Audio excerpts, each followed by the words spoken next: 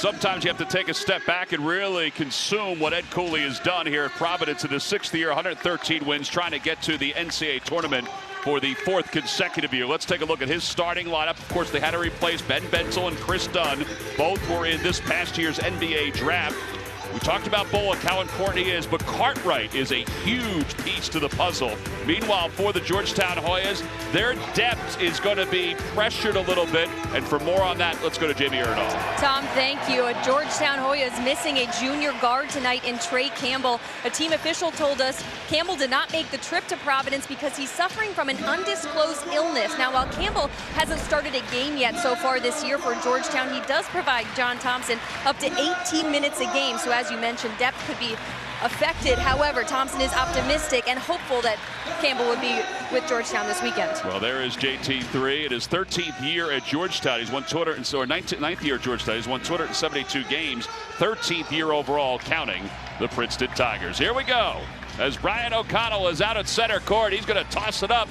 And the Providence Friars and the Georgetown Hoyas will kick off game number 3 in the Big East season, and it goes out of bounds. So it will be Providence basketball. Well, you know, that'll drive a coach nuts right at the start of the game. I'm talking to John Thompson III today, who's done a great job at Georgetown. This is a huge game. He knows it. They got to get off the schneid, both these teams. Well, the Providence fans standing until the first bucket, so they'll have the possession to start tonight's ball game. Be interesting to see what pieces will help the 2 leading scorers for the Friars. See some man-to-man defense by Georgetown, and the first pass down below is cut off by Georgetown, and they force the turnover. And Georgetown's probably 80-20 man-to-man, and really a few years ago, JT3 was more 80-20 the other way with that matchup zone, so he's gotten away from the matchup zone, playing much more man-to-man. But guarding that flex offense that Providence runs, not going to be easy. That is a challenge because he runs a very tight, what we call flex. We'll talk about a lot of baseline screens, and you'll see a lot of cuts to the basket. Yeah, he likes to move the tempo over the last couple of years. In fact, he talked about that today offensively, and the defense will dictate that. Shot clock is down to 10, and here is Pryor going right to the rim, no good, and the rebound pulled down by the Friars. And Georgetown's still a very good half-court offensive team. They run that Princeton, that's where they got that back cut there. Well, another turnover, second one forced by the Hoyas, and the two-handed jam by Pryor. Rodney Pryor, second leading scorer in the Big East, has been phenomenal. The 5th-year graduate student from Robert Morris. Imagine how good this, he's one of the best players in the Big East. How would he be in the Northeast Conference? Incredible.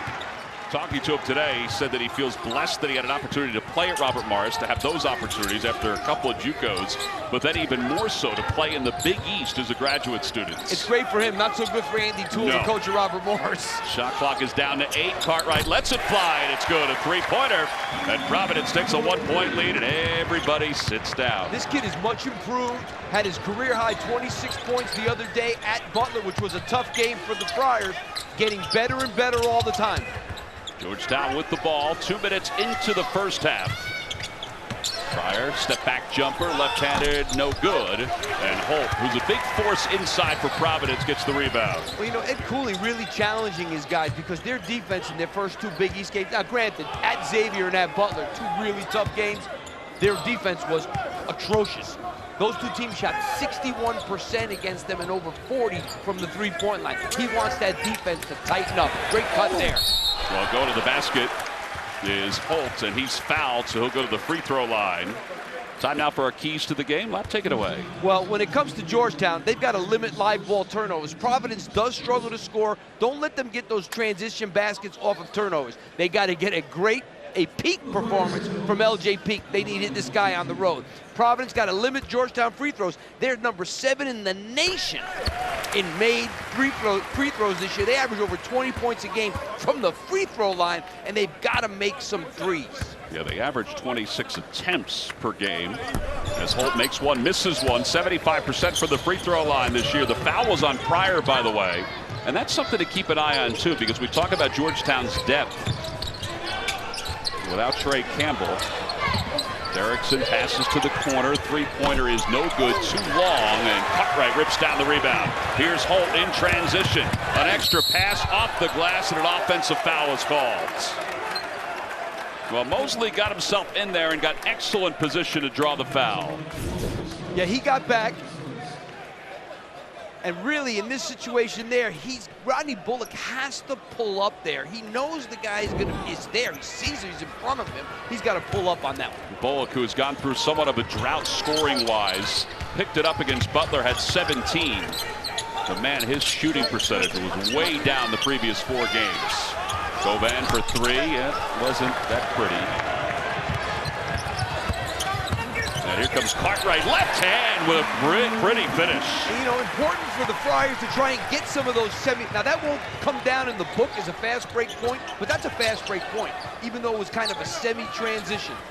5 points for Cartwright right out of the chute. And Providence with a 4-point lead.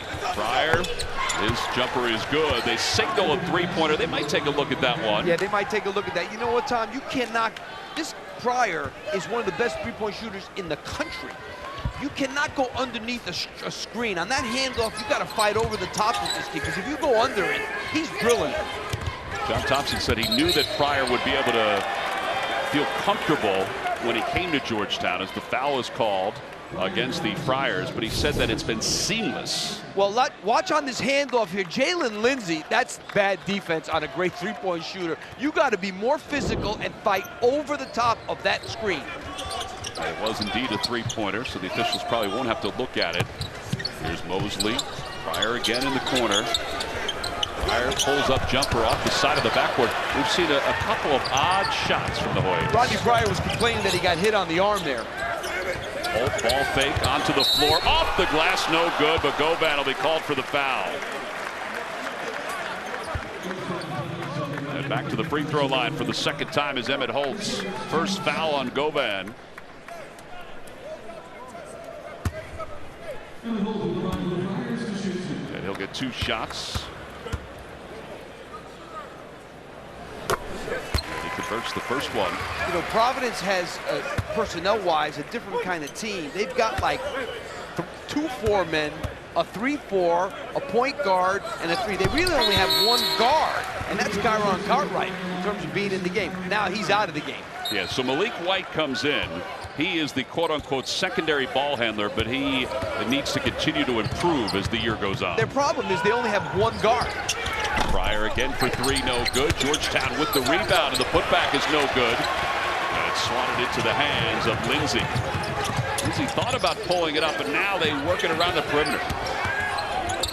Bullock, good ball fake, 3-pointer, good. Malik White with a 3-pointer, and Providence is pulled out to a 6-point lead. And that's a real plus for them to make threes, because they're only averaging 68 points a game. They need to get some of those shots. Derrickson tries to answer and does. That's a pretty sweet stroke from Derrickson. He's a good shooter. I mean, he's a 41% 3-point shooter coming into the game. You see the confidence there in that stroke, Tom. Yeah, they talked about having him back off the sore knee and how big of an impact that's been for Georgetown. 3-point field goals, each team with 2. Fadeaway jumper by White, no good. And an easy rebound for the Hoyas and Govan. Think about Fryer, that if you watch these games, is that there is no doubt he's got confidence as Derrickson tries to go back door. And the shot is off the mark, and the foul will be called against Derrickson. And that'll take us to our first media timeout. 14:52 to play here in the first half. And it's the Friars out to the early lead. Is happy that they're back home because they're 9-0. Now they've been on a 3-game road trip. It began on December 28th. They played Xavier in Cincinnati. Instead of flying home before the New Year's Day game against Butler, Providence stayed on the road. They went to a Pacers game, and they went to a Brazilian steakhouse. Ed Cooley said it happens each and every year. And Jamie, when you're out on a road trip like this, I guess you kind of come together as a club. That's exactly what Jalen Lindsey told me. It was right after finals. Providence had to go on this road trip.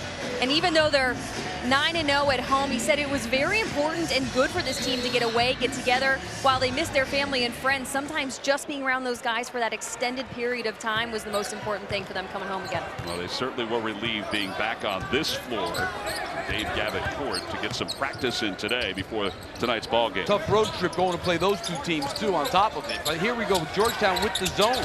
And a 3-pointer over the top of the zone, no good. Into the game for the first time is Bradley Hayes, who just lost it out of bounds for Georgetown. Also in the game for the first time is Jonathan Mulmore, who John Thompson told us today would get a chance to play more with Trey Campbell not being with the ball club. I think he's really got a chance more. He's a junior college kid. He's the first one JT3's ever had. But this kid is a jet. Is really fast. A little out of control, but he can make some things happen. Bullet turnaround jumper is no good. It was a little too strong, and it's pulled down by Derrickson. Here comes Georgetown in transition. Providence wanted a traveling violation. Isaiah Jackson was performing the duties of an official as Georgetown was coming across the timeline. Hayes off the fake handoff. Left wing for Derrickson, no good. And the ball tipped into the hands of Cartwright. Cartwright, long bounce pass down low, and the shot is off the mark. The Hoyas were very fortunate there. That was not good transition defense. And now Pete slicing through the defense off the side of the rim. That's a tough shot right there. That's a tough shot. You know, he is a driver. That's what he does, and he wants to get involved in this game. Cartwright, beautiful pull-up jumper from 15 feet. He has 7 early points. It's 13-8 Providence. You know, he backed up Chris Dunn for 2 years, so here's a kid now that's getting a chance to play and is really starting to find himself. Yeah, Providence had to replace Chris Dunn and Ben Bentel. It's awfully hard to do that. Foul is called underneath. This is a point of emphasis play. Bradley Hayes trying to create position down low as the offensive player. Doug's got an opinion on everything, and he's not afraid to let you know at the Doug Gottlieb Show, weekdays at 3 Eastern, only on the 24-hour home of CBS Sports. Doug had Sam Darnold on today, the USC quarterback who defeated Penn State in the Rose Bowl, and also Brad Stevens, the head coach of the Boston Celtics, former Butler coach. Tomorrow, Mac Brown will be on to talk about the national championship game. And the Friars bring in Ryan Fazekas, who is their zone buck. That's where you got to throw the ball against the zone, to that foul line area. That was a little tentative by Lindsey. I don't think Lindsey realized he was going to be that wide open. Yeah, he wasn't sure what to do. He turned and no one was near him. He was wide open, but wasn't feeling it. Lindsey averaging 9.7 points per game, averaged 7 points per year last year. I loved what Ed Cooley said about Lindsey. He said, you know, his voice kind of dominates the locker room. You've had players like that where you're like, oh yeah, man, you are just too loud. Absolutely. I tried to make sure that my voice dominated the locker room. Well, Ed certainly does. Yo, no doubt about that. 5-point lead for Providence. 12:40 to play here in the first half. Little Big East action. Both teams off to 0-2 starts in the conference. You know, they're running this Princeton stuff, Travel. They're running this Princeton stuff, Tom. I will tell you about this offense. When it was at its best for JT3 and for Pete Carrill, they always had a 5-man that could shoot the ball and get that kind of spacing that you need. Now Bradley Hayes is in the game. They're backing off of him, and the guy guarding him is clogging up the lane, so it's hard to get those back cuts. Yeah, you think about some of those centers at Princeton, Steve Goodrich, Chris Young, who's now playing Major League Baseball, guys like that. They could all shoot. Cartwright slips it inside. End pass, that's right. The putback a couple of different times is no good. A little volleyball action, but the Khalif Young is able to run down the loose ball and is called for a traveling violation. I think that's a good call. I thought he had possession of the ball, and he dragged his pivot. They're making traveling a point of emphasis too this year, calling those. Right here, he's got possession, and he drags that to travel. Evan Burrows, the official, who was right on that. So now Georgetown can pull within 2 with a made 3-pointer. See, watch how they're guarding Bradley Hayes. They're just backing way off of him and helping out in the lane. Pryor has that stripped away by Cartwright. Under 12 minutes to play. 6 turnovers so far for Providence, but they force one right there. Top by 5, 13-8 with 11:57 to play here in the first half. See Ed Cooley talking to his players. Ed said to us today, he said, so what are we going to do before the ball game? Are we going to do anything during the game? He said, why don't you guys interview me during the game? So a moment ago, Jamie Erdahl talked to Ed Cooley. Coach, you're facing the zone the last couple possessions. Are you all right with how you've handled it? Yeah, you know, I mean, we're getting quality shots. We got to make sure we get a couple of more touches around the basket, but we're getting high percentage shots. Hopefully we can make a few. Rodney Pryor's an excellent 3-point shooter, but they've taken a good amount of threes. Are you okay with those extended shots? Well, yeah, I mean, if they're taking contested threes, we're doing our job defensively. All right, Coach, thank you. Thanks. 2 for 7 so far in Georgetown from beyond the arc. All right, Lap, did you ever tell a TV crew, why don't you interview me during the game? No, never said that. I would have done it if they asked. But you know what? When I was in the Big East in those days, there was a rule that no one would allow cameras in the locker room.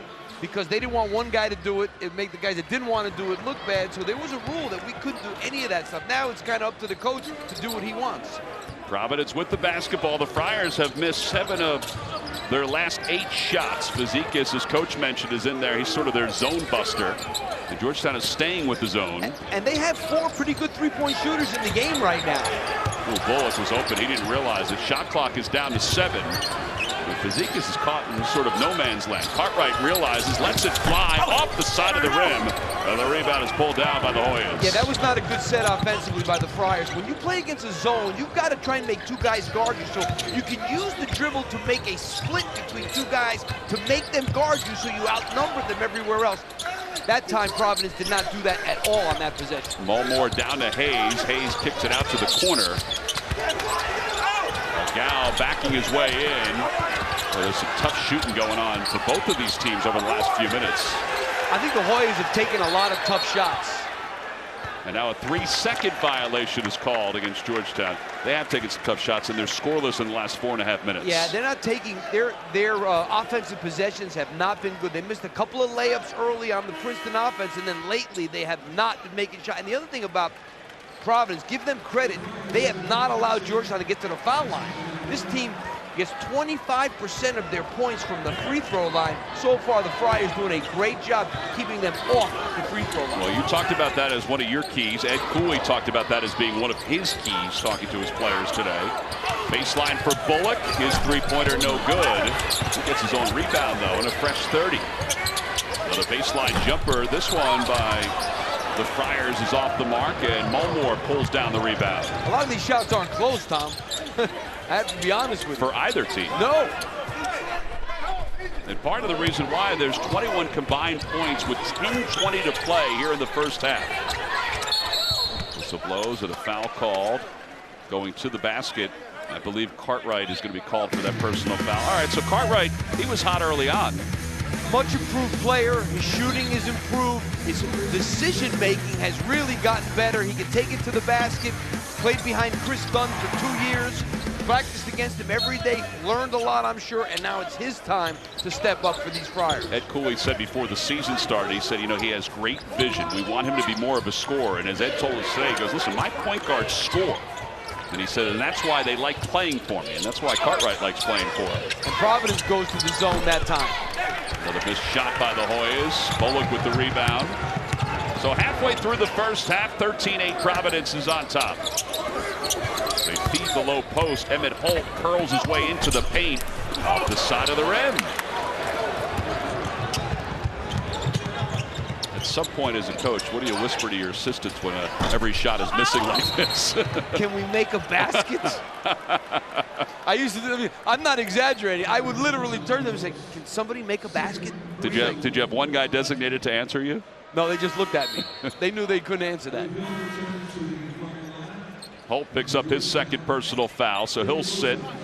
Back in for Providence is Young, number 13. I don't think either team is, they are not shooting well, but I don't think they're taking good shots. I don't think they're, you know, it's one thing to execute your offense and miss good shots. I don't think either team is getting great shots. Well, there's a great shot underneath. That one was a gimme, and Georgetown is able to convert. Hoyas now 4 of 17 from the floor. So Gal picks up his first bucket. He averages 4.5 per game. The transfer from Louisville. Cartwright slices through the defense. Fazekas for 3. Too hard off the back of the iron. Mosley with the rebound, runs the point. Erickson's shot is off the top of the backboard. That gives Gal a chance to get the rebound, and he's fouled. So Okoye Gal, he was fighting here. Well, that's where you got to throw the ball against the zone. That is picture-perfect offensive basketball against the zone. Go to the foul line. If the guy guards you at the foul line, you're going to be able to throw it to somebody ducking in down low. And then Gal picks up his second bucket, now trying for his 5th point to tie this game at 13. And he does. Substitution. Gal will check out. Back in is Goban.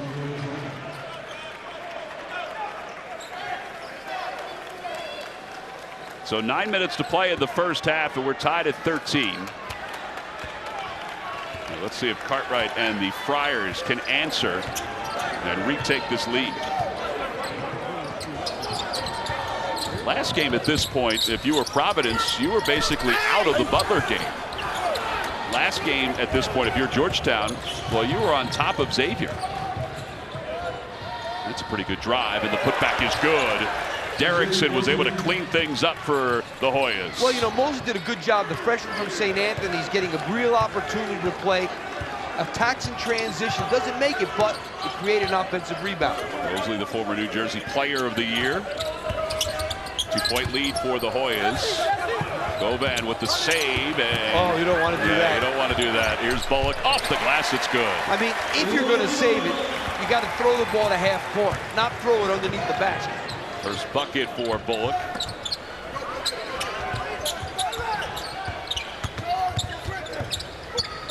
Lindsay to Govan. Govan one-on-one, puts it on the floor to the basket, no good.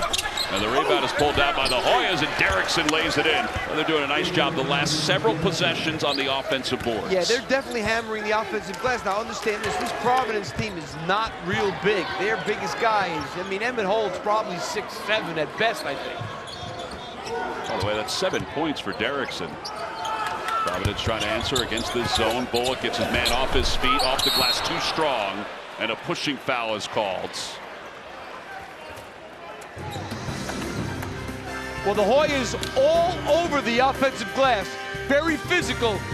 They're up by 2 on the Friars.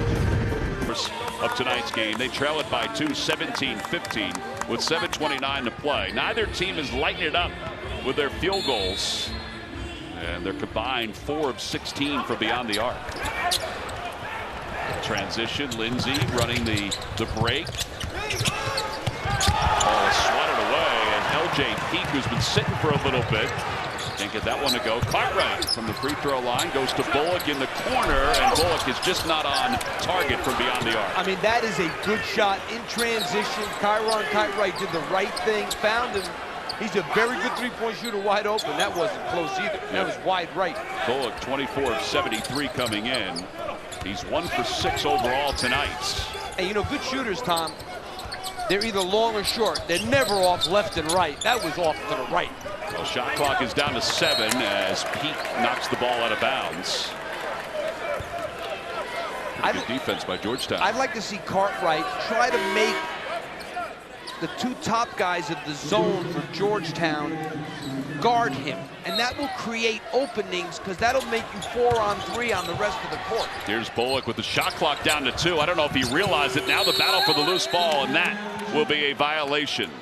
Already 6 turnovers for Providence, 4 for Georgetown. And I have to agree with Ed Cooley because he's going to sub Rodney Bullock now. That's inexcusable to be an upperclassman and not know what's left on the shot clock. Inexcusable. Yeah, so he's telling him right now. Oh, yeah, he's letting them know.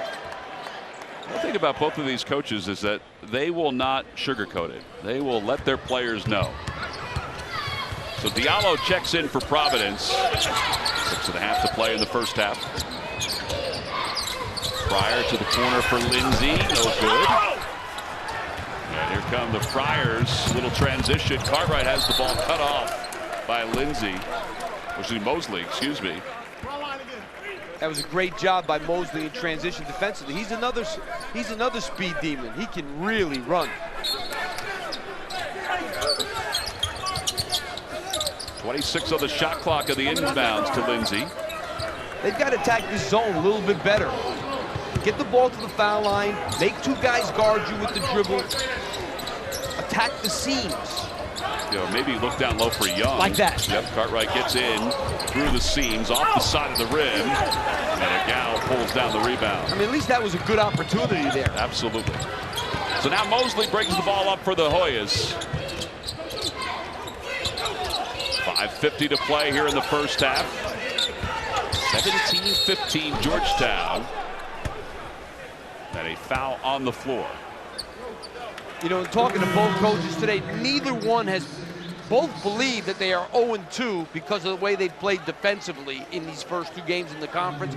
Both giving a really good effort defensively tonight. Offense is a tad behind the defenses, I would say, though. And defensively, boy, Providence jumped out to such a good start defensively this year. Bullock will check back in. And Young will check out. Well, both these coaches, excellent defensive coaches, so neither one happy. I mean, Ed Cooley, the Big East opponents shooting 61% against them and 47 from 3. Yeah, considering where they were in the non-conference schedule up to the Boston College game. Govan, nice move from right to left, stops at the free throw line. Jumper's good.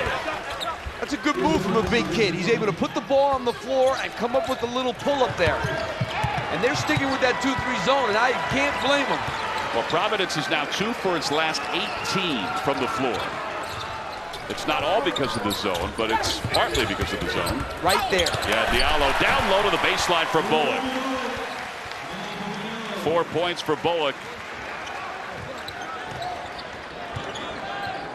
So it's 19-17. Georgetown's lead is at 2. Govan looking for somebody to cut back door, and Agallo does, and he slams it with 2 hands. 7 points. Those are the kind of passes that you need in this offense from your big man. See, Kyrie, he's got to attack those 2 guys. Lindsay puts it on the floor, dribbles to the right, and gets the shot to go from 15. It's his first points of the night, 21-19. Well, both teams are now shooting it a little bit better over the last several possessions. Pryor, who has not made a bucket since the first 5 minutes of this game, misses there. Cartwright, nice juke from right to left. Little extra pass, Lindsay for 3, and it's good. And that basket was created by Kyron Cartwright. The way he pushed the ball up, put the pressure on the defense, and then they were able to reverse it. Good transition basket. Timeout Called by Georgetown just to kind of slow it down a little bit. The extra pass to Lindsay, and he converts with the rainbow 3. Adam Zucker, Danny Granger, and Gary Parrish, along with John Rothsteiner standing by in our New York studio. They'll get you up to speed on all the night's college basketball action. That's all coming up at the half. All right, Lap, let's hear your impressions of the Big East in the early going of the season. Well, I'll tell you this right now. The Big East is having one heck of a year. And Villanova, 38 wins in 2016, 38-3. That broke a record for wins in a calendar year. The Big East Conference, listen, I coached in the old Big East. This is not the old Big East, but boy, this is one damn good conference. Different than the old Big East. Different schools, #1 in the RPI, and they must continue to develop this strong identity as a basketball all-conference. And in this day and age where football is so big, they're really doing one heck of a job in the Big East. Well, talking to John Thompson today, he said the Big East is built for basketball. He said people wondered how it would be when it would transition into this new Big East, and he said it's the best conference in the nation. Hey, give Val Ackerman and Stu Jackson and all the people at the Big East Conference a lot of credit. Vince DeCastro is not there now. There, the old athletic director of Villanova. They have a great staff. Georgetown with the ball, shot clock winding down to 10.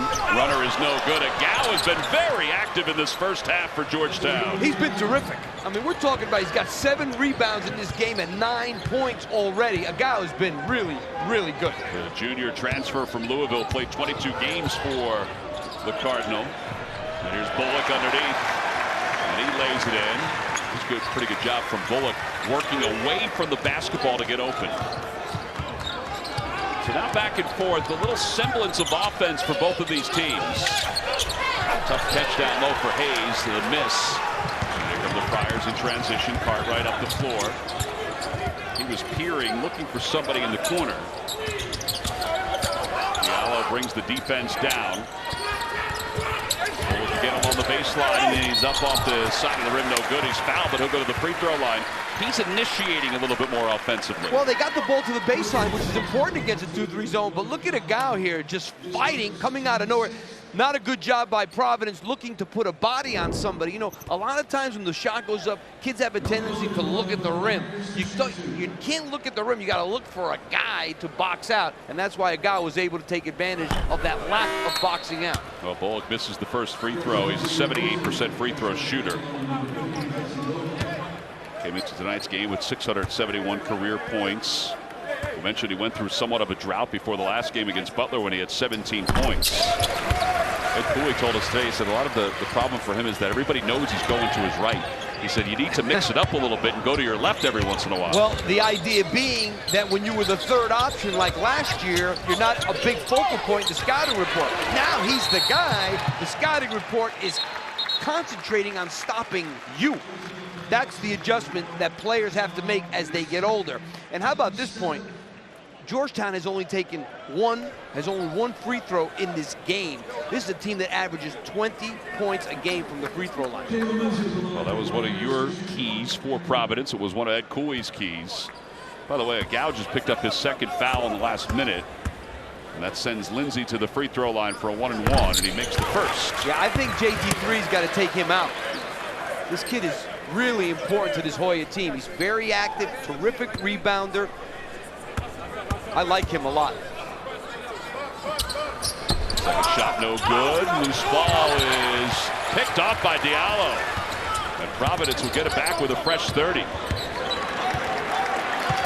So Cartwright resets the offense again. They've been managing this 2-3 zone for most of this first half.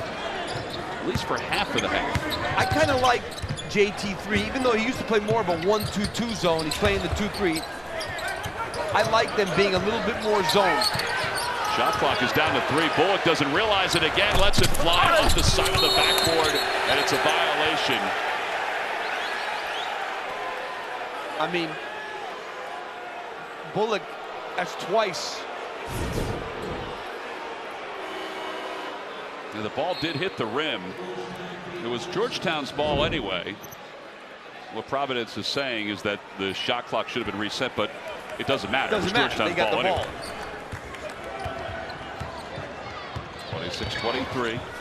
Providence on top by 3. Whistle blows, and that'll be a foul called against the Friars. That's what you call chucking a cutter. That was a classic picture of a cutter being chucked. And that's another point of emphasis, to allow freedom of movement with guys off the ball. And that's what happened there. Well, now Pryor goes to the free throw line where he's 82% for the year. He misses. Govan tried to get the rebound, but it was knocked out of his hands, and now Cartwright up to Floria to Diallo. It hits off his shin and out of bounds. Maybe a little low. 9 turnovers for Providence. Yeah, and this is a team that does not really turn it over a lot. 12 a game. That's a lot of turnovers, especially at home. Well, they're 9-0 so far this year. Hey, this place is a house of horrors for me. I'll tell you, I had teams, we'd go to Connecticut and win, we'd go to Syracuse and win, we'd come here and lose. Man, we were saving that for the second half. We're going to tee you up with that. 1.5 to play in the I first had to get it half. out of my system early. Well, we may bring it up again later on. Here's Good Diallo. shot fake. Yeah, very good shot fake, and then comfortable as he goes down toward the rim. The shot fake is such a basic play, and kids don't use it enough, and it can lead to all kinds of good things for you. Well, it's a 6-0 run, 5-point lead for Providence.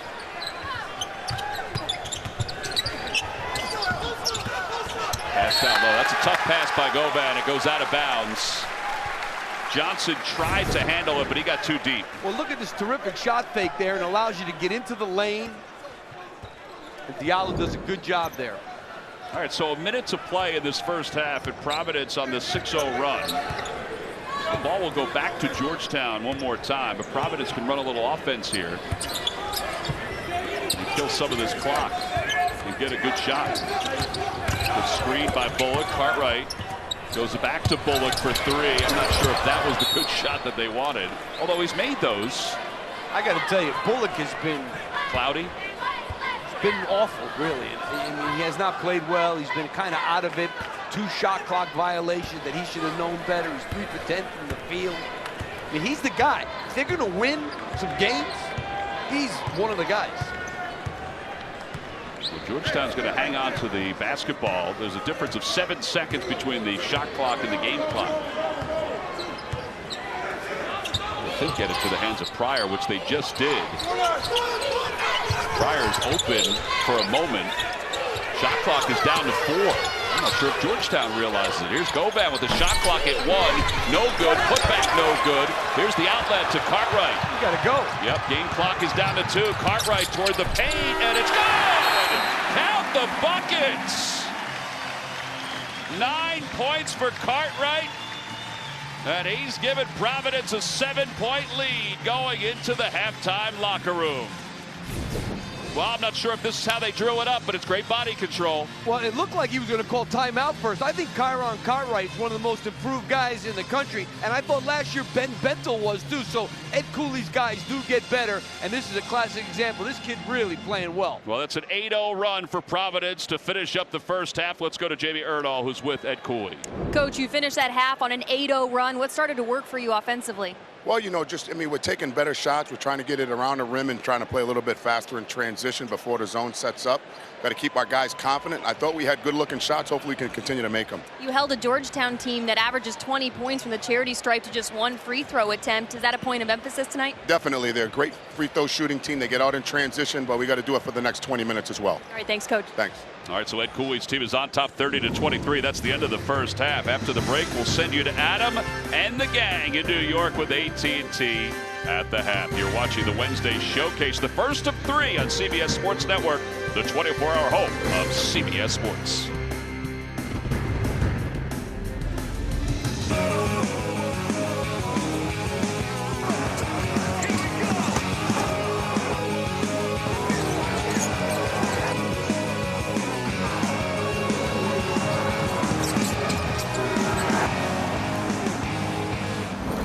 Run for the Providence Friars the last 3 minutes and 22 seconds of the first half, so they are on top by 7. It's the largest lead of the night for Providence. We talked about these two teams having trouble defensively.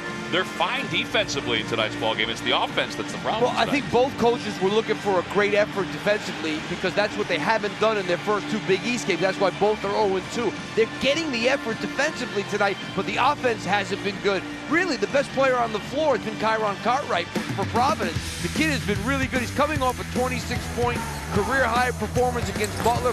He's so much improved. He's great in the open court. I didn't realize how fast he really is in terms of getting into that second and third gear. He's a good three-point shooter, and right now, he's been the difference in this game. Well, you talked about him during the outset of, along with Bullock, during the outset of this game. Bullock was the topic in the open. LJ Peak was the topic for Georgetown. He hasn't performed all that well. LJ Peak has really been not good in this game. They need him. I mean, this is a kid that can do so many good things. He's averaging 16 points a game coming in. Him and Pryor, 2 for 14 from the field between them. Guess what? You're not getting a whole lot done like that, especially on the road. All right, well, Jamie Erdahl got a chance to talk to John Thompson. Jamie, what did he say? I did. I asked Coach, 2 for 12 from beyond the arc. Do you shoot out of a drought like that? He said, no, we're not going to put a point of emphasis on either kind of shot, but really it's the shot selection. What they really have to do is avoid a Providence 8-0 run, and you will continue to see a changing defenses from Georgetown. Yeah, we saw that zone. It actually worked for a good portion of the first half, and then it started not working. Yeah, their problem, Tom, in this game hasn't been their defense. Their problem has been that, their offense. You know what I mean? They're holding a team to 30 on their home court. That's enough. Well, here's Derrickson down low, and that's a good look down low by Mosley.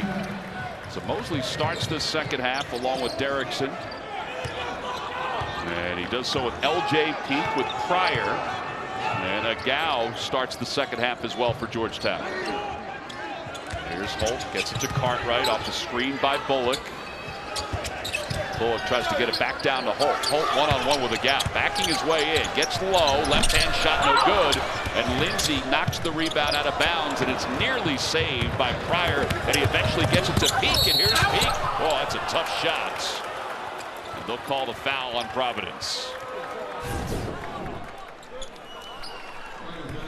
Well, you're going to see out of this scramble here, you can right there, look, we have someone open right underneath the basket all by himself. There's no recovery. Nobody's even looking behind them, and that's why Georgetown ends up with an easy one there. All right, so Pete will go to the free throw line. Were you of the thought processes of a coach when you have a struggling shooter, get him to the free throw line? Well, it helps. You know what I used to tell guys that struggle? How about thinking about the rest of the game? And that'll come. Play better defense. Get a rebound. Make a pass. Get involved in the game, and the offense will come naturally. A miss on the second one. Bullock, nice box out against Derrickson. Providence was slow to get started in the first half, and then they made it 3. A little slow here in the second half. And Cartwright rims one out. Agal nearly tipped it back in for the Friars. But I like that shot, and I like that play. That's what you have to do with the dribble. Get into the lane. Mosley a little too strong with that runner. Cartwright peering, down low to Bullock. Bullock probably turned the wrong way. That was a travel. And he gets away with it and lays it in. It's 32-26 Providence. I don't know, JT3 didn't complain, so maybe I'm mistaken, but I thought that was a travel. Gal working in the perimeter, thought about the backdoor to Pryor. Pryor, tough left-handed shot, it's good from 17. Had a couple of defenders draped around that him. was a tough shot. That was pretty good defense by Providence. They switched off semi-aggressively, not totally aggressively, but that wasn't bad defensively. Oh, it's 7 points now for Pryor. Pryor averages 20. Averages 5 rebounds per game. Both of these teams came into this ball game with 0-2 records in the Big East, and Holt able to force his way past Derrickson. You know, you can't allow a guy to catch the ball that deep in the paint at this level and not think you're going to get burnt. That was way too easy. You got to get in front of a guy who's down that low. Down low to Derrickson. Doing the same thing that happened to him. Boy, that's a tough reverse layup. He was under the basket when he spun that off the glass. 4-point lead for Providence. Both of these teams struggling offensively in the first half. Not struggling as much in the first 2.5 minutes of the second half. See the points in the paint. Georgetown in the game against Xavier had 22 points in the paint in the first half. And Holt steps on the baseline.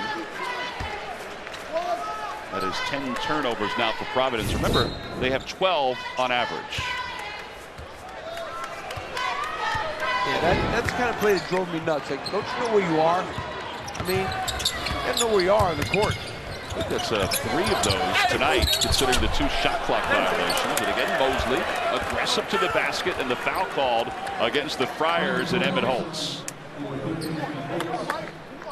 That's his 3rd personal foul. And Mosley, the freshman, goes to the line.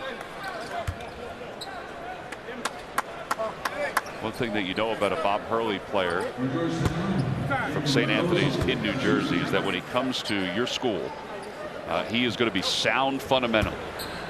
You know what I think is even more important, Tom? You can know how to play hard. I think probably going to know how to win, yeah, too. you know what? I think the hardest thing for a kid coming into college and changing levels is not knowing what the level of intensity is day in and day out in terms of practice. And I think that with Bob Hurley, I don't know if you've seen him practice. I saw him practice a lot. I recruited his son Bobby hard. Didn't get him. Got yelled at, believe me. But they play really hard. And this kid Mosley plays hard. Misses one, makes it a 3-point game. Under 17 to play in the second half.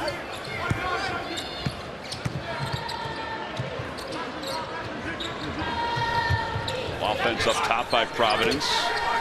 They'll find somebody underneath. Instead, they go up top for Cartwright. Cartwright stops and launches the 3 off the side of the rim, and Bullock will be called for the foul. Bullock came flying in to try to get that rebound. That's his 2nd personal foul. You know, I said it at halftime. I think both teams, both sets of kids are playing hard.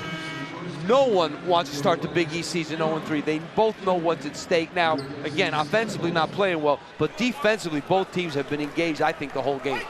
Now, when you see that, when they're engaged defensively, I mean, is that a bright spot as a coach? Oh, absolutely, especially when you played awful defensively in your first 2 games. So, yeah, there's no doubt about it. Because you assume then that the offense will eventually come. And it means they got the message, too. Whatever you've been talking about in practice for the last couple of days, it's nice to see that they're listening. That's always an important part of coaching. Peak with the drive to the basket is fouled. And that'll be the 2nd foul on Jackson. And Peak will trigger the inbound with a fresh 30 for Georgetown.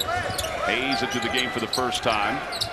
I tell you, Bradley Hayes was much better last year. I mean, he has really struggled. Now, he had to sit out the first 4 years because they gave him a 6 year of eligibility, but he has really struggled. Well, there's Peak. That's what he was doing against Xavier the other day, and he converts the three-pointer. That's a big shot. And Young can't handle the outlet pass. He had a few steps on his defender. And you're going to see Providence go under the handoff to LJ Peak. See, he's a much improved three-point shooter. You can't give a guy at this level who's shooting 37% from three that much space. He's going to knock that thing out. Got to be more aggressive. Neither team on those handoffs has been real aggressive. Yeah, he was 9 of 16 against Xavier. That's why today, having the struggles that he had in the first half is somewhat surprising. Derrickson, step back three. It's good. He rattles it home. Back-to-back threes by Georgetown. They've tied it up at 34. Tough shot. Actually, they've taken the lead by 3, 37-34. 15:35 to play here in the second half.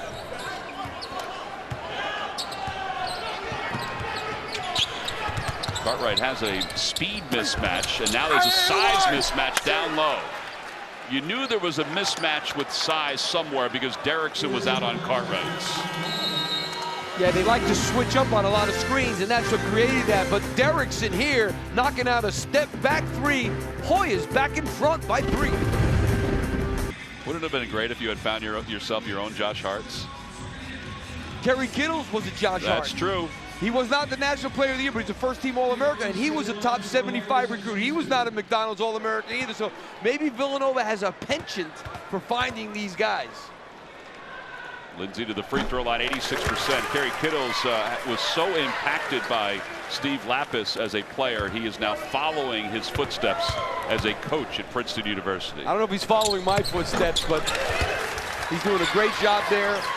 They really like him. He's a great kid. Got his MBA from Villanova. He's what this is about. Played in the NBA 10 years, still has all his money. I can't even get away from him on the golf course. Little pressure by Providence off the made free throws. Georgetown up by 1. Hoyas have made the last 4 shots. And the foul underneath Bullock was late getting back as Bradley Hayes was fouled going up. I mean, that's how you want to attack the zone, as we've talked about. The foul line, look for the high-low. Derrickson could have used the pass fake there because they got a finger on that ball. Bradley Hayes was lucky that he was able to pull that one in and get fouled. Bradley Hayes to the free throw line. Let's go over to Jamie Erdahl. Jamie? I got to know Bradley Hayes a little better today. The 5th-year senior center was named captain at the beginning of the season. He told me his confidence is the biggest thing that's grown in his time at Georgetown. And his coach told me that this is one of the most loyal players he's ever coached. He said his first 3 years, he didn't play a lot. He never heard him thinking about transferring. He wanted to grow within this program, and now he is impactful as that 5th-year senior. You know, Jamie, his story was an amazing story. I think after 2 games last year, he had scored more than he's scored in his first 2 years at Georgetown. And awarded the 5th year this year because of time missed, because of a knee injury, and because of his freshman year. But he had to miss those first 4 games. 8 on the shot clock, and Lindsay with a tough shot over the hand of Peak. 11 points for Lindsay. Providence goes up 39-37. Pryor has not gone off for Georgetown in the second half. Not even getting a good look. Hayes to Derrickson for 3. Great form, and he was wide open. Yeah, the problem there is they put a double on Bradley Hayes, who's not scoring a lot of points this year. And that's what the big issue was on that. Rodney Bullock did not do a good job of sinking in on Bradley Hayes. And Derrickson now with 15 points as Cartwright draws the foul and will go to the free throw line with under 14 to play. Well, let's take a look at this last 3-point shot. The ball goes into Bradley Hayes. Now look what happens. Rodney Bullock's here. What about out here? What's going on? You don't need to double Bradley Hayes. He doubles Bradley Hayes. He loses sight of his man, and he leaves one of the best 3-point shooters alone for Georgetown. Well, now Cartwright to the free throw line trying to answer, and he does get the friendly Dunkin' Donuts center bounce. Cartwright, who originally had committed to Loyola Marymount. Max Good lost his job at Loyola Marymount. He became available. And Ed Cooley, thanks to Andre Lafleur, was able to jump on him and bring him here to Providence. It was a huge pickup. And you know, the West Coast Conference is a good conference. It's not the Big East. Obviously, Gonzaga is as good as anybody in the Big East. I'm not saying they're not, but that's a pretty good get for, and the kid became a good player in this league. 11 points. Here's Pryor, slips it down low. Derrickson went up, went down, and laid it in. Dribble penetration is the worst thing you can allow defensively, and that's what Pryor did there. He was able to get into the lane, cause people to help, and bad things will happen for a defense if you allow the offense to do that. Well, 17 points now for Derrickson. Well, that was just a lack of realization by Young, who was able to slip to the basket, was open baseline. You heard the groan from the crowd because instead of stepping baseline, he stepped toward the paint into the defense. And you know, that's something he's going to learn. He's a young kid, to get a feel for where the defense is. You know, some guys just have that natural knack, and I think to be a good big man, you kind of you don't look to see where that guy is. You just know where he is. You know what I'm saying? It's like a natural feel, and that time he really did not show that. But that's something that hopefully he'll learn. Well, he misses the first free throw. Providence now 9 of 13 from the free throw line. Here's the second, making 9 of 14. And a gal pulls down the easy rebound. Hoyas by one with the basketball. Peak took a peek back door, which is normally what Georgetown does initially, and now a blocking foul called on Young. Little too aggressive for a big kid trying to hedge that pick and roll that far out. That's already 16 fouls now for Providence. Well, all of a sudden, Georgetown being much more aggressive. They're getting to the free throw line a little bit, and they're forcing fouls. Here's Peak right side of the lane, and he couldn't get the shot to go down off the glass. I think he got too far under, put too much on that. Diallo, free throw line, Young. No, look past to Bullock, and his slam is off the mark, and a foul called against the Hoyas. Very nice touch pass by Young. And that's what happens when you get the ball to the foul line area in the teeth of that zone. The defense is completely messed up in terms of who's guarding the baseline and who's guarding a guy that's 10 feet from the basket. And Bullock converts the first free throw. That's 10 points now for Bullock, 2 of 3 from the line. McGow, by the way, just picked up his 3rd personal foul. Shake in the upper body by Bullock. Everybody has their own styles when they shoot a free throw, and he makes both. Providence retakes the lead. 43-42. Ed Cooley's out on the floor, clapping his hands, trying to get this crowd, and it's a decent-sized crowd here tonight. Back into this game, Pryor left open with the defender, Lindsey, stumbling, and he converts the 3. Yeah, I mean, it looked like Lindsey maybe turned an ankle or something. He just gave up on that. Young underneath has it blocked away, and here come the Hoyas. Pryor leading the break.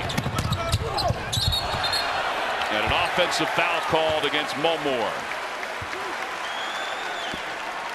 Pryor is way better than you and I, but he probably would have been better suited going to the left on this. Yeah, there's no doubt about that. But look at that. They kind of caught him in the thigh. It looked like it on the screen. Pryor way open on that. That would be called a dead charge, I think. That's an easy one. Actually, look at that replay. You know, Lindsey was coming down to cover Peak, but Peak looked like he might have been open a little bit more. Yes, definitely. 8 minutes into the second half. Again, both these teams came into tonight's ball game 0-2 in the Big East. DePaul also 0-2. Lindsey could not catch that pass. Cartwright with 7 on the shot clock. Low pass to the corner. Diallo, not enough under the basket. It's kind of misdirected. Yeah, that was an interesting shot attempt there.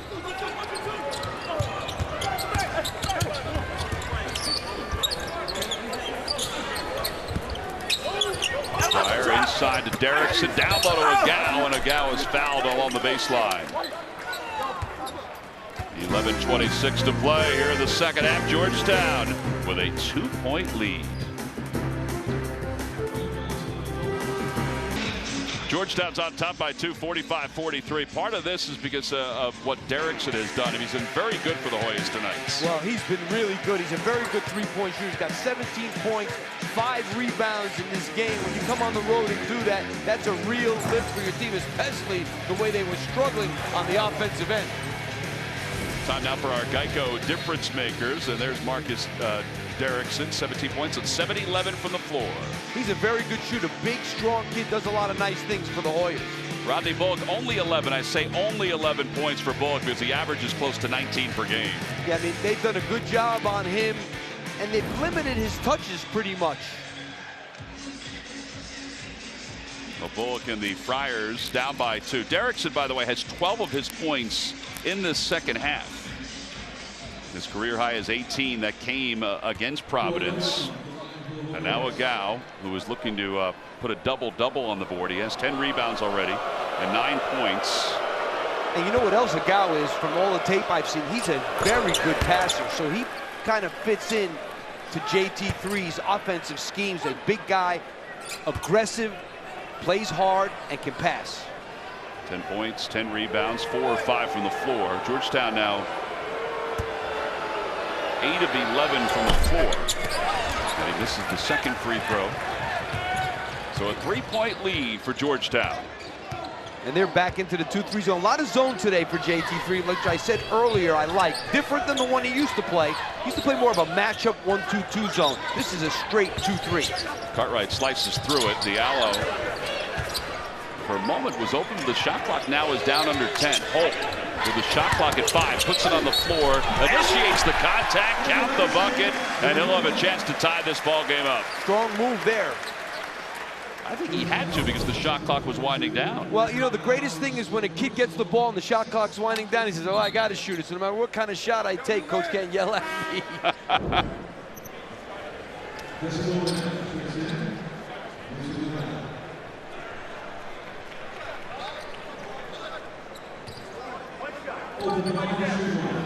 Gal will check out. It's a 1-point lead. Now it's a tie ball game, tied at 46.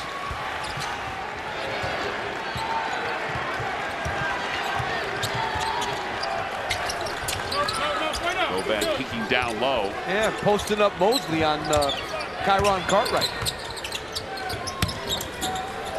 No look pass down low to Derrickson, puts it into his left hand and lays it in. 19 points, that's a career high for Derrickson. Yeah, that was not good defense right there.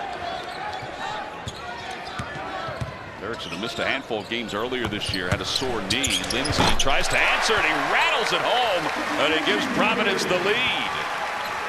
Well, some of the threes that Lindsay has taken tonight, I'm thinking there's no way they're going to go in, but he's using the rim and every bit of it. He has 14 points.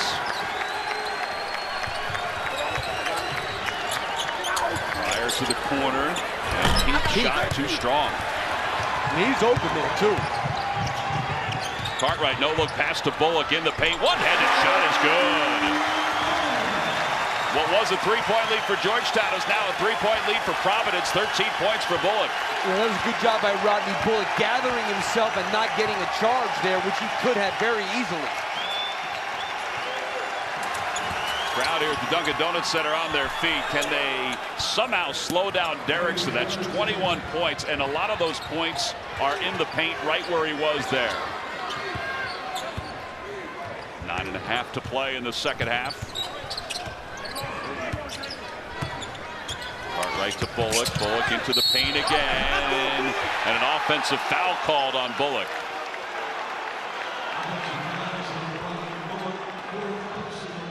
Well, it's such a 50-50 call a lot of times for officials. Well, take a look at this last Georgetown basket. Bad job there of recognizing the cutter and helping late. And that's why Derrickson, with a good cut, able to finish that at the basket. On the opposite side, Bullock was called for his 4th personal foul, Steve, so he's out with 9:19 and counting to play here in the second half. That's not good because he's played well in the second half. And a holding foul is called against the Friars. That'll go against Diallo. Oh, wow. A sense of surprise for all of the Friars.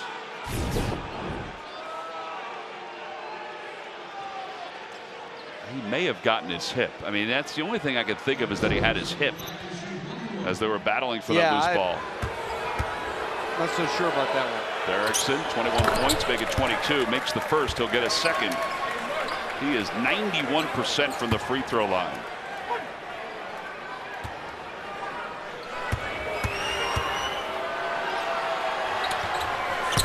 shot is good. Boy, he has been way better than I anticipated tonight. Yep. And he's active. You can see there's a hop in his step. So the team fouls. Georgetown's going to be shooting 2 for the rest of this half. 9 minutes to play. They couldn't get to the foul line in the first half. But 14 different lead changes in this ball game. Count the bucket. Diallo was able to convert.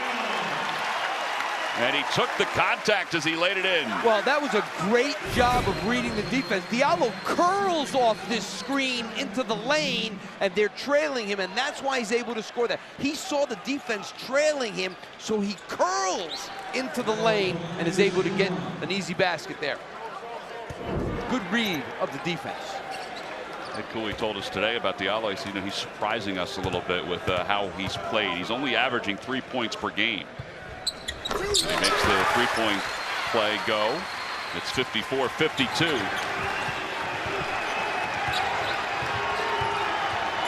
I think we talked about how this game would be a war, Tom. Right, and I think both coaches expected it, and particularly since both are 0-2, they were both having their similar issues. Desperate. Good duck in there by Govan. Govan curls it over the top of the defender. It's a good duck in, and it was a good defense. It's a combination. Well, that's 4 points now for Govan.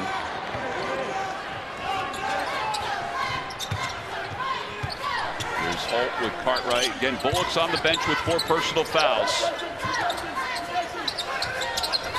Diallo covered by Derrickson. Lindsay's got a little size on his man. Jackson hands it off to Diallo. 4 on the shot clock, and he deadens it right off the back of the rim. Wow. I don't think he meant to do that. Oh, no. 7 points for Diallo. And again, this is with Bullock on the bench with 4 fouls.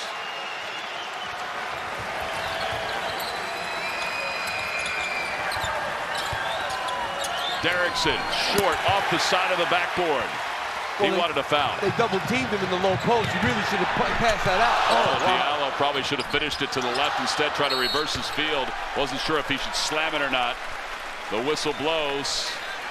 Well, we've got ourselves a ball game. It's a 2-point lead for Providence. Come on back, 7:30 to play.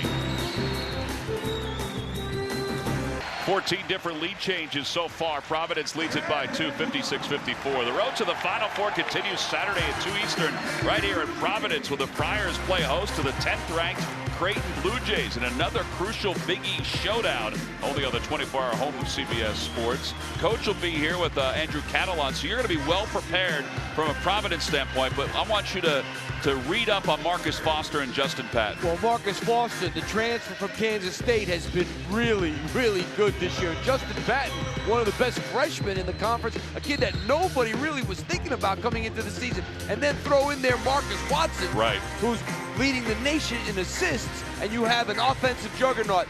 That is one thing Greg McDermott, offensively, his teams are terrific. All right, so Villanova sitting atop the Big East, 14-0, but they're on the ropes right now. They're playing a Butler team that just defeated Providence, and Butler is leading that game by 6 in the waiting seconds. And just to show you what the league's going to be about this year, Butler lost at St. John's. St. John's, as we know, has struggled, even though they're playing a little better right now. So this league is going to be really tough. When you go on the road at Butler, at Xavier, obviously at Villanova, those are tough games. So 56-54. Let's check in with Jamie Erdahl. Jamie? Tom, I listened in on Georgetown's huddle during that last timeout. John Thompson III emphatic about rebounding. And while Georgetown has scored 12 points in the paint already compared to the 14 they only had in the first half, everything on his whiteboard concentrated in the lane. Dribble drives, passes, cuts. He wants to score at the bucket. Yeah, that's a good point, Jamie, because that was part of his issue against Xavier. Xavier was double teaming a lot of his top scorers the other day. That's how you average 20 free throws a game, is playing like that. Oh, off the miss. Providence with like a 2-point lead. He tried to get something going, but he was with a bad angle to the basket. Here's Cartwright, leaves it inside for Jackson, and is blocked away. Jumper from Lindsay, good! Splashes it home.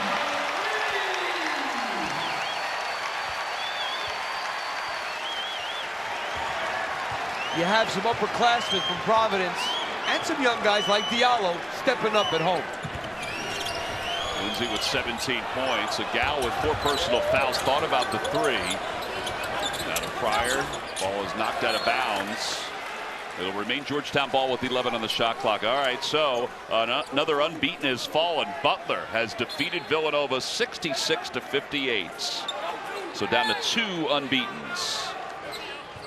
This league is so tough when you go on the road. It's like when I coach in the Big East. Every night you can lose, no matter who you're playing. Especially when you go on the road, you can lose. Well, the shot clock down to 3. Georgetown will head to the free throw line. I'm most shocked that Villanova only scored 58 points. I mean, one of the things that they have done, I mean, they're a great defensive team, but they have been so good on the offensive end this year. Well, John Thompson III, his team down by 5. Will watch his Govan 76% from the line. Will go to the free throw line where his team is 6 for 13 overall. But you know, Butler has developed a culture too. They have. And they have a very tough defensive culture of their own. And then you go into Hinkle Fieldhouse, which is a great venue.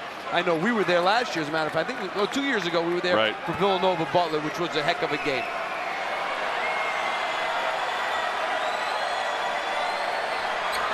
Second shot is good. Govan missed one, made one. Well, Georgetown's getting back to the free throw line in the second half, but they're not converting at the same percentage as they're used to. No, 75 or 76 is a team normally one of the best in the nation. But they've made just 6 in this second half. Again, Bullock is still on the bench with 4 fouls. At what point, I know we always ask you this, Lap, at what point do you bring him back in? Shot clock is down to 5. As long as I'm leading, I keep him on the bench. Cartwright off the glass, no good. Putback is there. Emmett Holt came in sweeping off the glass. I'm going to go as long as I possibly can with him out of the game. They're up 6. I keep him out till under 4 for sure. 9 points now for Holtz off the second chance shot. Govan wanted a back door. Pryor didn't go. Govan's jumper is good. It's a 2-point field goal from about 18 feet away. Providence's lead is 4. Derrickson's been on the bench for a little bit for Georgetown. He's about to check back in. That's important because he has a game high against Providence. Lindsay is fouled by Leak. It's Matt Potter who made that call. And he was going to take a tough shot there. There's Cartwright with the dribble penetration. If dribble penetration leads to good things. Holt on the offensive glass. And then Govan, Holt steps off him a little bit. You know, in the scouting report, Govan can make that, but I don't think Ed Cooley minded that particular shot. So now Lindsay with the Friars up by 4, makes the first. There's Bullock on the bench with his 4 personal fouls. Why do we show him? He's the leading scorer for Providence, 18 points per game on average. Yeah, as long as they can keep this lead, he stays out of the game. The game gets tied, he comes back in. 63-57. Ed would like to have him out to the 3-minute mark if he can. Well, when you get 19 points from Lindsay, that certainly helps. Their guys, their veterans have stepped up in this game. Derrickson, one-handed catch, swatted away, gets control of it. Working against Diallo. He had a size mismatch against him. That's why he was posting up. A tough pass to Peak off his head. Fadeaway jumper off the back of the rim. Mulmore saves it. He's fast. He sure is. Oh, man. Here's Pryor. He wanted a Euro step. He didn't get it. 8 turnovers now for Georgetown. Yeah, that's a travel. That was an easy one.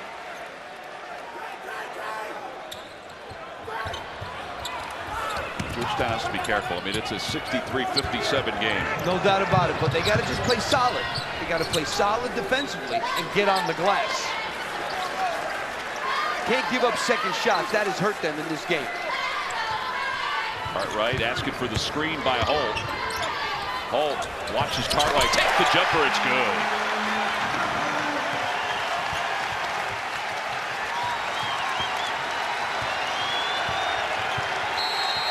"13 points for Cartwright." Ed Cooley getting the fans on their feet. His team is up by 8.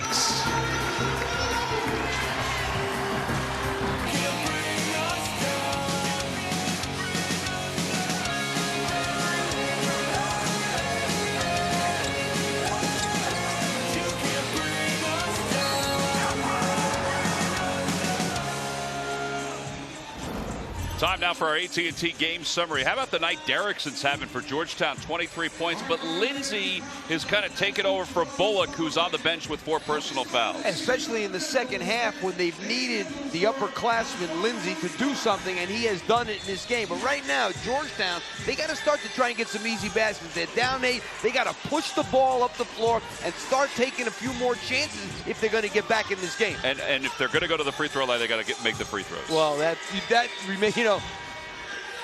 That's old school, isn't it? That's out of a coach's hands. You know what I mean? You get to the foul line, you got to make a shot. I mean, that's it.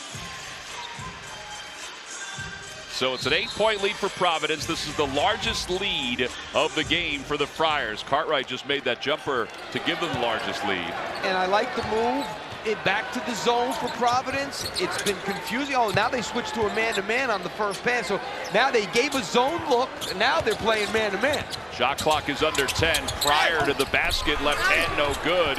He gets his own rebound and then loses it. So with 4 minutes to play, here comes Providence. Lindsay with 17 cannot add to it. I don't know about that one. Well, he was feeling it. Yeah, I mean, that's what they call a heat check. Forget that heat check stuff. Heat check. That's a bad shot. Pryor misses, gets his own rebound, then lost it again. Saved by the Hoyas. Peak has been very quiet today for Georgetown. They got plenty of time. I mean, plenty of time. They're being a little frantic. Derrickson puts it on the floor, slips it underneath to Agal, and it's swatted away by Emmett Holt. Shot clock at 10. Pryor for 3. Tough shot. This guy's a good player. He sure is. I mean, that was under duress.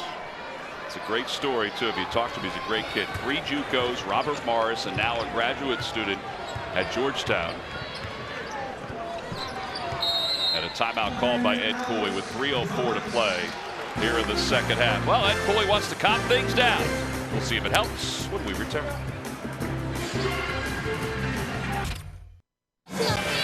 Providence leading it by 5-65-60 with 3:04 to play in the second half. Our Wednesday showcase triple header continues next as Temple squares off against SMU in an American Conference clash, followed by Boise State and UNLV at 11 Eastern, only on the 24-hour home of CBS Sports.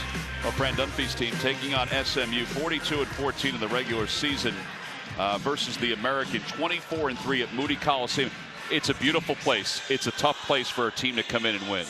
No doubt about it. And Temple needs a win. That's a tough team, SMU. And now John Thompson III. His team is down by 5. Ed Cooley calls the timeout. Let's revisit your keys lap before play resumes. Well, for Georgetown, they needed a peak performance, and they did not get that tonight. You got LJ Peak 1 for 10 from the field. Live ball turnovers. They've done a decent job, only 8 turnovers. Providence limited Georgetown free throws. Georgetown averages 20 points a game from the free throw line, 7 tonight, and makes some threes. They've shot the ball well from the three-point line. Yeah, particularly in the second half, it's been better for Ed Cooley's team. Ed got his 8-mile run in today. That's better than me, you, and Jamie combined, although Jamie probably could do an 8-mile run. You and I are not sure about. Here's Holt with a 2-handed jam. And give Ed Cooley credit. He brings Rodney Bullock back in. The defense comes way out, and Holt with the great back cut. And now a timeout by John Thompson. His defense kind of let him down there. Providence is up by 7. Let's see if now Georgetown can adjust. Great recognition, a little give and go. Possession arrow belongs to Providence. Georgetown, though, will have the ball off this timeout. It's a 7-point lead for the Friars. John Thompson just used the timeout. He has one with 2:46 to play. We'll have 2 free throws for each team for the rest of the last 2:46 when it comes to fouls. Well, you got to think Rodney Pryor is going to try and get something done because LJ Peak has not been good, and now he scores. They needed that. He was more under control with that drive than we've seen, and now a foul by a Mulmore. And I'm not sure if that's what you wanted to do. That is a terrible foul. 90 feet from the basket. They had just scored to stop the momentum a little bit. Now you give him 2 free throws. That is a bad foul. And that is his 4th personal foul. Cartwright to the line.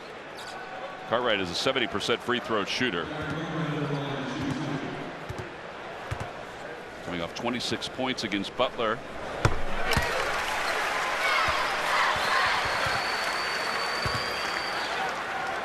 14 points tonight.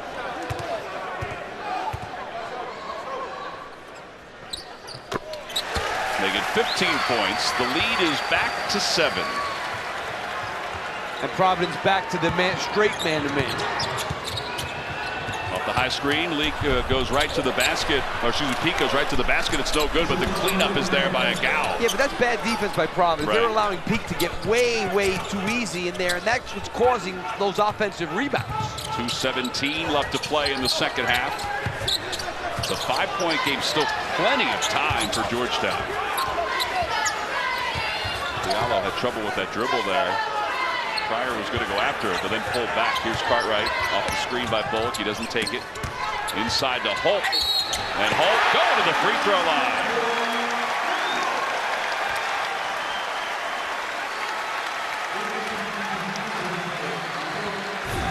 Well, I mean, they allow him to catch the ball so deep, and you know Holt likes to go to the left shoulder. So Diallo should be overplaying that left shoulder and make him go to the right shoulder, go the other way, lets him go to his strong hand, and he gets an and one. So that's 5 fouls on a Gal, so he is disqualified. And it means a 3-point play for Providence to try to extend this lead to 8. Nice game by a Gal. Yeah, he gave them a real lift, no doubt. So the 5 on the floor for Georgetown includes Pryor, Mulmore, LJ Peak. Goban is back in, and of course Derrickson, who's been very good. And now Holt to the line. He makes it. For these free throws, they always put that stat up. Free throws within 5 minutes of a game. They are so important, and Providence has made 3 straight. And they've been switching up defensively a lot. Now they're showing the 2-3, but before they switched up to a man-to-man. Now they're in the straight 2-3 again. They're trying to confuse Georgetown. Well, Derrickson called for it. Pryor takes the 3, no good. And the rebound by Diallo. 1:45 to play here in the second half. You know, Diallo has done a very nice job in this game. That's what happens with freshmen that are struggling. They're going to play good at home, and that's what happened tonight. Yeah, 7 points, 3 rebounds for Diallo. He wanted that pass from Holt. Bullock looking in, 10 on the shot clock. Shot clock is at 5. Diallo behind his back with his dribble. He nearly converted. That would have been a beauty. That was a good move. Instead, it gives Georgetown the basketball. They have time, but they got to get to the rim. Baseline jumper is knocked out of bounds by Bullock.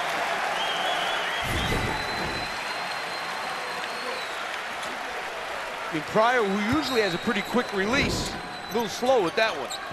Inbounds up top to Govan. Govan from 17 off his palm. And the rebound now by Diallo. Well, 1 minute to play. Now you got to foul. You got to foul. I mean, if you want to give yourself at least some kind of chance, you got to foul. They're not fouling.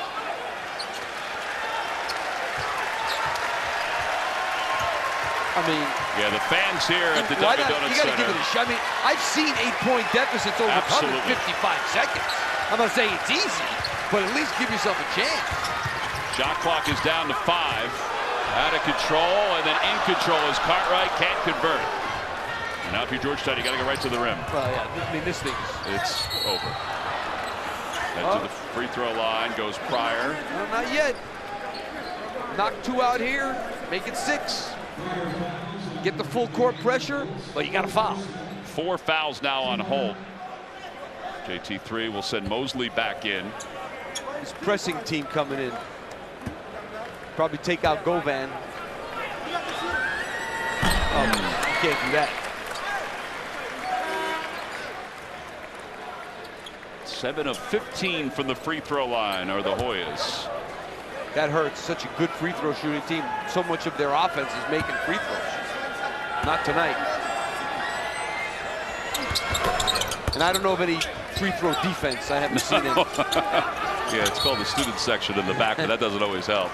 So they do foul, and then I'll send Holt to the free throw line. And if you're thinking from a Providence standpoint who you are going to foul, I mean, they are a good free throw shooting team. The guys that are on the floor for them right now. You got Lindsay at 86%. Even Holt is at 75%. Cartwright is at 70%. He's the lightest of the 5. Bullock is at 78%. I'd go to Diallo. I was going to say go to the freshman who's at 75%, not a lot of opportunities, and he's a freshman. That's where I'm going. If he's going to have, but is he going to have his hands on the ball that much? Well, instead they go to Holt.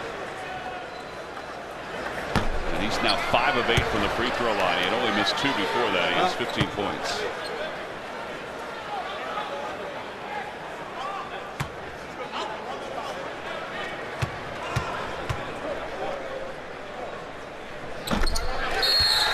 Makes the second one, and a timeout call by Ed Cooley. Providence at 73 points. They're trying to finish off the last 26 seconds. Georgetown with 1 timeout left, down by 8 with the basketball. Providence has the possession arrow, so John Thompson didn't call the timeout. It was Ed Cooley who called the timeout. But what does JT3 want from his team right now? Well, we got to get a quick score. Take this thing to the basket and at least get to the foul line or something. Go. And then call that last timeout. They give it to Mulmore, who is so quick. Up top now to Derrickson for 3 from way downtown. Call the last timeout like they did, set up the pressure. That's why those 20 seconds that went by without fouling, you know what I mean? That was big, It's easy to second guess, but I think if you're going to give yourself a chance down 8 with 55 seconds to go, you got to foul right away. Hey, how about Derrickson, though? 26 points with terrific. that made 3. I mean, he was 4 or 5 steps beyond the arc.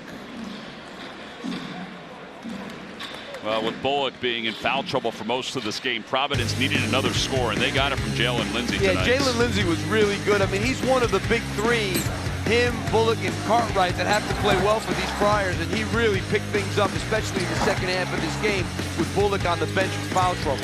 Yeah, Ed Cooley told us today that, you know, they know who 1 and 2 is, Cartwright and Bullock, but they needed a third. Even though Lindsey is close to Cartwright as far as points per game, the average is 9.7, but tonight he has 19, and that's a huge lift. And played every second of this game. So the last few instructions for both teams. All right, so if you're Georgetown, 19.5, you're going to foul. Set up the pressure. Foul right away. You really can't afford to trap once and then let them throw out of the trap. This time is going to be a wasting. So maybe you get a 5-second count, maybe you get a steal. If they get it in bounds, you got to foul. Well, and again, you can't waste too much time. You'd like Diallo to get it, as you mentioned, but you can't waste time. Beggars can't be choosy right now. That's the way it is. Lindsey will inbound along the baseline. They're denying the inbounds. They get it to Cartwright. And Holt is fouled at the free throw line. Cartwright turned his ankle or something.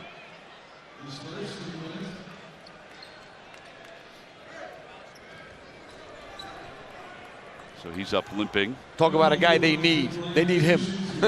They need him today. They need him Saturday. They need him the rest of the year. They need him the rest of the year. I mean, don't get me wrong. Bullock's good. Lindsey's good. I think he's the one guy that's irreplaceable on that team. Well, I think the other thing, too, is that, you know, they don't have another point guard. You know, the other freshman, Malik, is going to be a good player. Right. But not ready to do what this kid does. All right, so Holt misses the first free throw. It's a 5-point game. So the best this could be after Holt's second free throw is still a 2-possession ball game. Yeah, I mean, you got to just take this and drive it. 6-point lead, 74-68. Mulmore, quickest guy on the floor, does get the inbounds. You got to drive it. And now Pryor, 10 on the game clock, goes to the basket, left-handed jam. No timeout, so you got to just foul right away. They get it to Bullock, who is fouled right away with 9.8 to play. You want to extend this game as much as you can. Make these last 10 seconds go as slow as you possibly can. Obviously, you need some help from Providence now if you're Georgetown. Foul is on Mosley, by the way. It's a second one. And Bullock goes to the free throw line. I mentioned this has been somewhat of a quiet night for Bullock. He has 13 points, but he has 9 rebounds. Not bad. Nope. Makes the first 15 points. Hey, the way this game started for Providence, I thought there's no way they're getting to 70. They've got 75. Now you got to shoot a 3. Yeah, so it's a 2-possession game, 6-point lead. Mulmore takes the inbounds. Ball is tipped by Cartwright. Mulmore trying to get it to the corner for Pryor. Blocked again by Bullock. So he has 5 assists, and now you throw in a couple blocks. And there's only 3.2 to play, and Providence is going to get out of here with its first win in the Big East. Yeah, tough for JT3, 0-3. Derrickson's had a hot hand. His three is no good, and that's the ball game. Providence wins it 76-70 over Georgetown. The Hoyas are 0-3. Providence 9 wins away from another 20-win season. Get that first Big East victory. Well, they're now 10-0 here at home, Providence is, and you knew the home cooking would be a benefit, and it certainly was. They've won 5 straight over Georgetown, and they've won 6 of the last 7. Well, both teams had pressure coming into this game at 0-2, but there's always a little bit more pressure on the home team to hold serve on their own floor. All right, so you take a look at the updated Big East standings. We've updated it with Butler's second win in the Big East Conference, which came against Villanova. So Xavier and St. John's, the 2 unbeatens right now in the Big East Conference-wise. Xavier is such a tough team at 16th in the country. I mean, obviously a surprise tonight a little bit, Villanova going on the road and losing, but St. John's getting it done early in the season. All right, so Providence gets its first Big East victory as they have defeated Georgetown tonight here at the Dunkin' Donuts Center. And hopefully for Ed Cooley, he's got his offense straight and his defense straight. For Steve Lapis, Jamie Erdahl, and our entire CBS crew, I'm Tom McCarthy. This has been a presentation of CBS Sports Network, the 24-hour home of CBS Sports. We hope you enjoyed tonight's ball game. It's the first of 3. Our Wednesday showcase rolls on after the break as Temple takes on SMU.